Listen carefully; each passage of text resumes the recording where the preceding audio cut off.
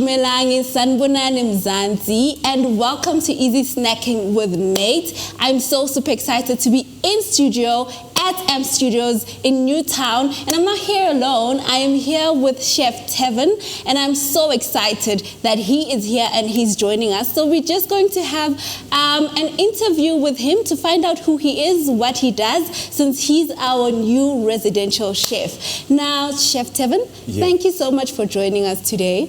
Thank you very much for having me, Natasha. I'm a bit flustered, flushes, but then I'm very, very, very glad that you sort of chose me, or rather, the universe just works in wonders. But then hopefully this is going to be a very, very nice adventure for us, and a whole lot of people will get to learn a whole lot more about food and the wonders it sort of has for us. Yeah, very true. Okay, so Tavin, please tell me a bit more about yourself. Who is Tavin? Where does it come from? How did you get into the culinary space? Well, Tavin is a very simplistic person, and I would say very simple. As simple as he is very. I'd say a person who takes into consideration a whole lot of things that affect the world. How I got into the culinary industry, I was very good in my early school days with hospitality, and I decided, you know what, since this is like the one thing that sort of brings a lot of things together that I love, which is science, art, and food. I decided, you know what, let me just put a whole lot of work in this thing. Okay. So, but then back in high school, what usually happened was I usually focused more on my art. Right. Yeah. But people still believe that I do art, some. But now I only focus on conceptualizing. Yeah. So everything that I do, I would conceptualize. It needs to be based on something. There needs to be weight on it. You know what I mean? Yeah. So I decided, you know what? Let me take, because I was still focusing on art. Continued with art.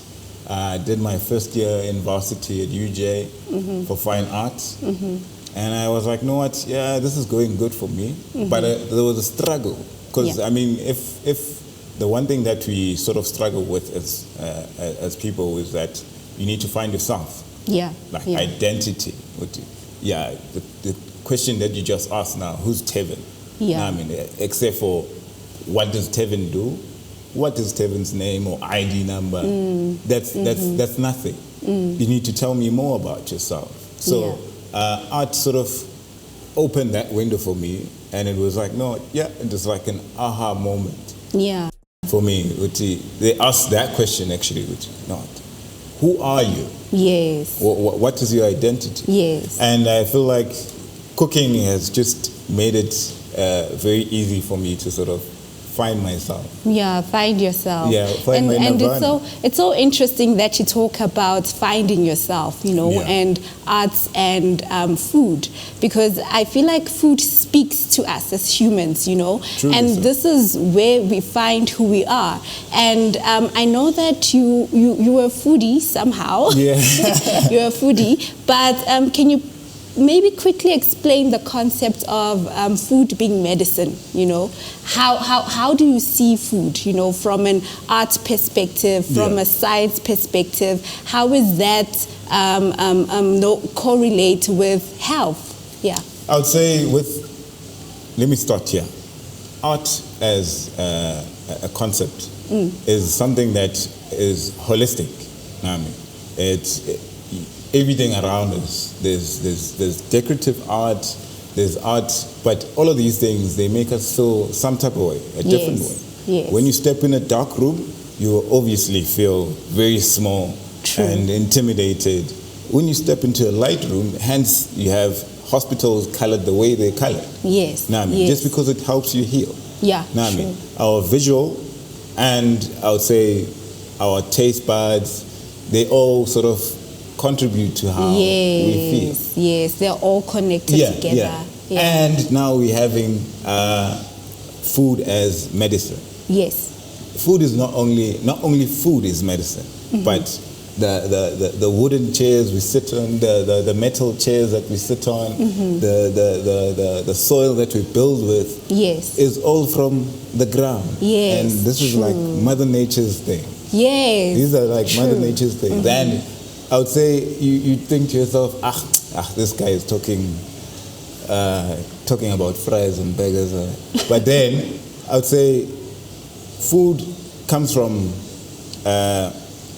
the ground, from nature, which is blessed. Yes. I mean, the reason why we live every day is because of we consume from nature, we take from nature. The nutrients. The nutrients. I would say food, like cooking is a science. You don't look at a chef and think this is the guy that prepares your burgers and pizzas. That is your doctor, that is your scientist, that is the person who's literally taking care of you on the inside. Right.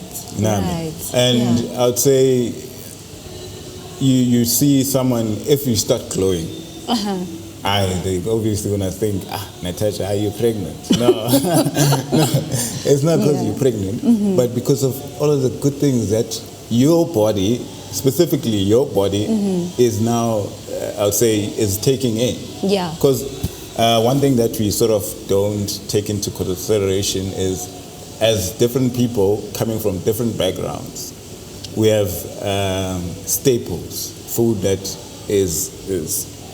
has been we've been fed since from a young age. Yeah.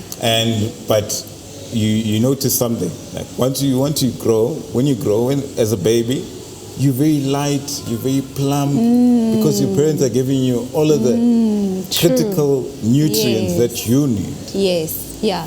Look at a baby that's taking breast milk versus a baby formula. That's not. Yes. Yeah. Yeah, I would say baby that's taking breast milk will glow. Yeah. Would grow plumper and get all of the nutrients. Yes. Because if the mother is eating very well, then the baby is also healthy. healthy. Getting the nutrients they need. But coming back to the point, umuti, umuti, which is nguni for trees. Yes. Ne? Yes. Which is it literally means tree. Yes. Yeah. I mean, we get our apples from trees. From trees, everything. Most things grow from trees. Impande, which is a root. Yes. We get our potatoes from the ground. Yes. We get our nuts from the ground, and all of these things are very beneficial. True. Are very beneficial to the body. Yeah. Yeah. And you look at how our ancestors, our food, our traditional food, go to traditional food. Yeah. It has no additives, literally no additives. They put that thing in the pot with the water and the salt, is done. And that's all you need. Yeah, and that's all you need. And that thing there, it's cooked with love. True. The only thing that makes it taste good is the love that goes into it. True. But which takes me back to the point that you need to know who you are as a person for you to be able to sort of deliver a very good product. Yeah. As a chef, what I'm trying to do now is to sort of find the balance between making things look good, not only taste good as well, but then they need to be very helpful. Yes. Because I mean,